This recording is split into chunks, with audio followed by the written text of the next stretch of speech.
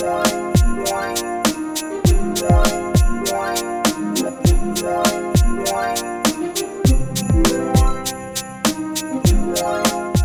guys, what's up, and welcome back to my channel, and welcome if you're new here. My name is Alicia. So today we are doing my black and gold tree. I think this is the third or fourth year of us doing this tree, and I absolutely love it. So as always, we're going to start off with our topper first, then we're going to go in with our ribbon and our ornaments, and then some picks.